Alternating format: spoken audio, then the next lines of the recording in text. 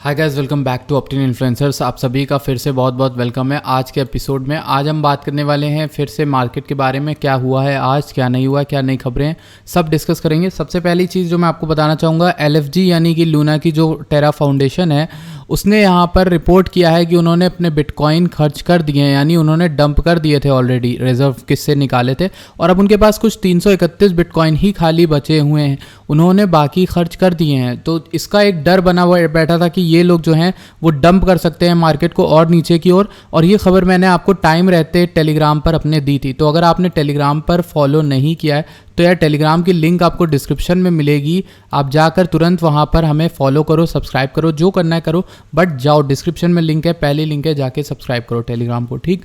और उसके बाद हम चलते हैं सेशन में। सबसे पहली चीज़ जो मुझे आपसे डिस्कस करनी है वो बिटकॉइन के बारे में। हम बिटकॉइन में, अच्छा रुको, एक और चीज़ दिखा देता हूँ। टोटल मार्केट कैप चल रहा है 1.33 ट्रिलियन और बिटकॉइन की डोमिनेंस 42.5 इधर दिखा रहा है।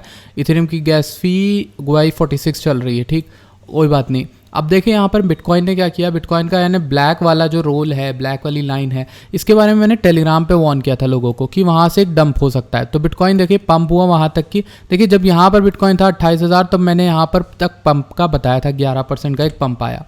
अब 11% के पंप के बाद यहाँ पर मैंने आपको केयरफुल लेने को बोला, देखो एरो बना हुआ है, सुबह ही बोला था, और वहाँ से डंप हुआ, हमें 5% का देखने को मिला, 6% का डंप, ठीक। अभी करेंटली प्राइस क्या कर रहा है, प्राइस ना यहाँ से खींचने की कोशिश करा। पहले देखो इतने पार्ट को अगर आप नोटिस करो, सिर्फ इतने पार्ट को नोटिस कर लो यार, और सिर्फ इतने पार्ट की वॉल्यूम नोटिस कर लो। आपको पता है यहाँ पे वॉल्यूम नहीं है, ये जो अप ट्रेंड चल रहा है, हल्का फुल्का हम ऊपर जा रहे हैं, एकदम फेक आउट है, ठीक है, कोई अच्छा वॉल्यूम नहीं, कोई रिटेल इंटरेस्ट नहीं दिख रहा है। तो ईजिली आसानी से, और आपको पता है ये एक वेज भी फॉर्म हो रही है, ये एक वेज भी फॉर्म हो रही है। मैंने रॉ एकदम ड्रॉ किया बट वेज फॉर्म हो रही है, आंख में दिख जाता है यार, जब इतना एक्सपीरियंस होता है तो दिख जाता है। अब देखो यहाँ वेज फॉर्म हो रही है, ये टूटेगी, ठीक, ये टूट चुकी है या टूटेगी, हल्का फुल्का डंप आया है, टूटा ज़रूर है, लेकिन मुझे लगता है कि थोड़ा बहुत और नीचे आना चाहिए। बट जो लूना की न्यूज़ आई है ना, उसके बाद मुझे लगता है यार मार्केट थोड़ी सी उठ जानी चाहिए, एटलीस्ट 33.54 से 35 तक उठे और वहाँ से नीचे आए। क्योंकि देखो यही सेम प्राइस एक्शन हमें कहाँ देखने को मिला था, जब हम 40 से 42 से नीचे आए थे। 38,000 हमारे लिए एक अच्छा खासा जो है सपोर्ट बना हुआ था। फिर वहाँ पे हम क्या करते थे, लोगों को फेक आउट देते थे ऊपर की ओर 40-42 तक, फिर हम नीचे आते थे, फिर ऊपर फेक आउट देते थे, फिर नीचे आते थे। तो वही सेम चीज़ हमारे यहाँ पर होने की उम्मीदें हैं। मैं ये क्यों नहीं कह रहा हूँ कि यहाँ से डायरेक्ट नीचे चले जाएँ, देखिए इसलिए नहीं कह रहा हूँ क्योंकि ना ये एक इंपॉर्टेंट सपोर्ट है हिस्टोरिकल, तो यहाँ पे टाइम बिताना तो बनता है। अब हो सकता है हम नीचे जाते रहें धीरे धीरे या फिर कहीं भी कुछ भी करें, पर हम यहाँ पर थोड़ा बहुत टाइम बिताएंगे। देखो जैसे हमने कुछ हफ्ते वहाँ पर बिताए, कुछ हफ्ते हम यहाँ पर भी बिता सकते हैं, और उसके बाद हम फाइनली हो सकता है नीचे की ओर अपनी रैली स्टार्ट करें। और होने को ये भी हो सकता है कि जो वॉल्यूम नहीं आई है ना, उसका ब्रेकआउट नीचे की ओर हो जाए और हम कल ही परसों में 27,000 से 26,000 के बीच में आ जाएं, ठीक। तो ये भी हो सकता है। तो सिंपली मुझे तो यही सिनेरियो प्ले आउट होता दिख रहा है। मेरा क्या है, मैंने लॉन्ग टर्म आपको बता के रखा है। ये देखिए बिटकॉइन 200 EMA को टच करके ऊपर गया, अभी वीकली क्लोजिंग भी हो गई है, ये भी ध्यान रखना, वीकली क्लोजिंग हो गई पिछले हफ्ते की, और वो एक हैमर टाइप का स्ट्रक्चर बन रहा था, ठीक। और उसके बाद ग्रीन होना चाहिए, लेकिन जब इस तरह का हैमर बना, उसके बाद अगर ये कैंडल है, ये कंफर्म करेगी कि हम ऊपर जा रहे हैं कि नहीं।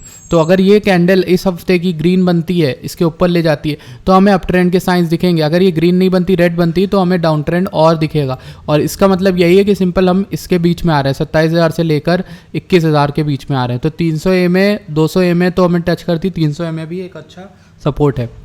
होने को ये भी हो सकता है कि हम 21,000 तक आएँ और वहाँ से चले जाएं। अब 21,000 में क्यों पीछे पड़ा हूँ 21,000 के, देखिए ये टोटल क्रिप्टो का मार्केट कैपिटलाइजेशन है। अगर मैं इसको आपको बताऊँ तो 2014 के क्रैश में मार्केट कैप 75% गिरा था, ठीक। सारी रिकवरी हुई, सारे ऑल्ट कॉइन्स या चिंदी विंदी जो भी थे उस समय आए थे, 2 ही 3 थे, पर वो गायब हो गए, बिटकॉइन बच के बाहर आया।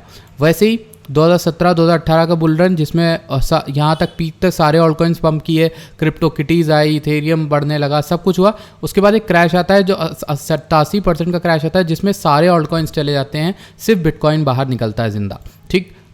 सब मारे जाते हैं, सब के सब। फिर उसके बाद एक और पीक रैली होती है यहाँ पर और बहुत अच्छा क्रैश आता है, तब भी ऑल्ट कॉइन मारे जाते हैं। अब यहाँ पर मुझे लगता है कि एक ऐसी क्रैश आना बाकी है जिसमें सारी तरह से ऑल्ट कॉइन मारे जाएंगे, बहुत ज़्यादा सस्ते हो जाएंगे और फिर बिटकॉइन बच के यहाँ से बाहर निकलेगा। क्योंकि एक चीज़ इनएविटेबल है सारे साइकिल्स में, वो ये है कि बिटकॉइन हमेशा बच के बाहर निकलता है और वो यहाँ पर लोगों को रियलाइज़ कराता है कि हम ही किंग हैं और एक तरह का डायलॉग है मिर्ज़ापुर का, हम भी मारे गए तो तुम भी मारे जाओगे। तो बेसिकली उस तरह का है, ठीक सीन। तो बिटकॉइन जो है यहाँ पर बिटकॉइन अकेला बाहर निकलेगा मुझे जो लगता है, और इसी टाइम की वजह से लोग बिटकॉइन पे इतना विश्वास करते हैं। माइकल सेलर ऑल्ट कॉइन क्यों नहीं उठा रहे हैं, यहाँ पर इलॉन मस्क अपने बैलेंस शीट में ऑल्ट कॉइन क्यों नहीं रख रहे हैं, डोज रख रहे हैं, वो तो कोई चलो उनकी कुछ पार्टनरशिप कुछ चल रहा है, लेकिन जितने भी बड़े बड़े कंपनीज हैं, बड़े बड़े फाउंडेशन हैं, वो बिटकॉइन को क्यों उठा रहे हैं, बाकी ऑल्ट कॉइन्स को क्यों नहीं उठाते? वो इसीलिए अपने बैलेंस शीट में नहीं रखते, क्योंकि उन्हें पता है बिटकॉइन ही है जो बच के बाहर निकलता है, बाकी सब तो एकदम गिर जाते हैं। तो इसीलिए मेरा एक अंदाज़ा है कि क्रिप्टो का market cap I think 700 billion से लेकर 900 बिलियन इस बार वापस आए पिछले वाले पीक को टेस्ट करने, और वहाँ से ऊपर जाए। तो इसको उसके हिसाब से इसको कंपेयर करें तो मेरे ख्याल से पोटेंशियल बॉटम यहीं कहीं पे होगा 21,000 से 27,000 के बीच में। तो ये एक चीज़ है जो आपको पता होनी चाहिए। अच्छा, मैं बात करने वाला था कुछ कॉइन्स ऐसे हैं जो मुझे लगता है कि इस वॉलेटिलिटी को भी झेल ले जाएंगे, और उनमें से एक जो मुझे लगता है वो है लिंक है। क्यों कह रहा हूँ लिंक के बारे में? 2019 में देखो पंप हुआ था, फिर उसके बाद ये एक नीचे गिरा था, और गिरा था, कितना गिरा था ये ज़रा हम देख लेते हैं कितना गिरा था लिंक। 2019 के बाद से ये गिरा एटलीस्ट 70% मैक्स 60% गिरा था, ठीक। और उसके बाद आप देखोगे कि उसके बाद तो ये 2021 में ही पीक बना के गया था $50, फिर वहाँ से गिरता ही आ रहा है, और एटलीस्ट यहाँ पे 80-90% ऑलरेडी गिर चुका है, ठीक। अभी लिंक का मुझे मेजर सपोर्ट जो दिख रहा है, मुझे लगता है कि अगर इससे नीचे आ जाता है तो उसके लिए खतरनाक होगा, पर मुझे लग रहा है इस रेंज के बीच में कहीं लिंक अच्छा खासा ट्रेड करेगा। आई थिंक 4-3 कहीं भी करेगा, बट मुझे लगता है सिंगल डिजिट ज़रूर होगा, बट अच्छा प्रॉफिट दे जाएगा। यहाँ से लिंक और नीचे आया अगर 4 या 5 के अराउंड तो अच्छा दे जाएगा। और ये एक ऐसा कॉइन है जो मुझे लगता है अप ट्रेंड में ही था, अच्छा खासा लॉन्गर टाइम फ्रेम में अप ट्रेंड में ही, तो आपको प्रॉफिट दे जाएगा। अभी मैं बाय करने को नहीं बोल रहा हूँ, फिर मैं बोल रहा हूँ नॉट फाइनेंशियल एडवाइस, अभी बाय करने को नहीं बोला, मैं बोल रहा हूँ मार्केट अगर नीचे आती है तब आप बाय करना, अभी नहीं, ठीक। जो भी कॉइन्स बता रहा हूँ, यही सेकंड मेरे चॉइस में जो है वो एवैक्स है। इसका भी मैं ऐसे ही वेट करूँगा कि एवैक्स जो है वो कहाँ तक आता है, किस तरह से वर्क करता है। अब देखो 2020 में ये पंप हुआ था, फिर थोड़ा बहुत करेक्शन लिया था, ये तो छोटा मोटा करेक्शन है। आप ये वाला देखो फरवरी, ये जो अभी पिछले साल आया था उसमें एवैक्स 84% तक करेक्ट कर चुका था। अभी एवैक्स कितना करेक्ट कर चुका है, लेट मी सी, एवैक्स करेक्ट कर चुका है आई थिंक 87-80% तो ऑलरेडी करेक्ट कर चुका है। तो अगर इसको नीचे आना होगा ना तो ये इस जगह पे ज़रूर आएगा, आई थिंक 22, 20, 32 के अराउंड यहीं कहीं पर फंसेगा। और ये लेवल मैं देखो मैं परसों से बता के गया था, यहाँ फिर से हम आ गए 32 से लेकर 33 से लेकर 25, 24 कहीं भी, यहाँ पर एक वाला लेवल देख लो 20, तो 20 तक आप एवैक्स का एक्यूमुलेशन कर सकते हो। उसके बाद मत करना, नीचे आया तो हमेशा बाय द डिप भी काम नहीं करता है। तो ये 2 कॉइन्स ऐसे हैं जिनको आप दिमाग में रख सकते हो, अच्छे कॉइन्स हैं। डॉट भी एक ऐसा कॉइन है जिसको मैं बहुत मानता हूँ, ओजी टाइप का, तो वो भी आपको बचा सकता है। अगर आप ऐसी वॉलेटिलिटी में किसी कॉइन को श्योर शॉर्ट समझते हो तो डॉट भी बचा सकता है आपको, लेकिन डॉट को लेना तो और नीचे लेना, आई थिंक 7 वाट के अराउंड आ सकता है, 7 या 5 के अराउंड वो भी ट्रेड कर सकता है। डॉट हो गया आपका, और एक मैटिक हो गया। अब मैटिक जो है वो ऐसा कॉइन है जो ज़्यादा मात खा सकता है, लेकिन ज़्यादा मात खाएगा तो हमारे लिए बढ़े ही ना, हमारा तो रिटर्न बनेगा ना। तो मैटिक मुझे लगता है I think 10 cent, 20 cent, 30 cent कहीं भी आ जाए, अगर ऐसी मार्केट में मार खा के, खूब मार खा के अगर आ जाए। वैसे तो मुझे लगता है ये 45 सेंट वाला होल्ड करेगा जो मैंने आपको पिछली बार बताया था, पर अगर मार खा के नीचे आ जाता है तो भी हम ना वहाँ पर मैटिक को एक्यूमुलेट करेंगे, बेस्ट रहेगा, वही सबसे अच्छा रिटर्न ला के देगा।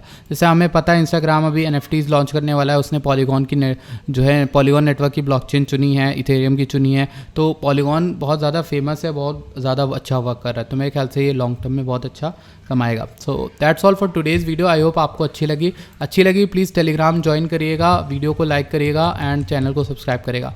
मिलता हूँ आपसे नेक्स्ट वीडियो में। Thank you so much for watching this video.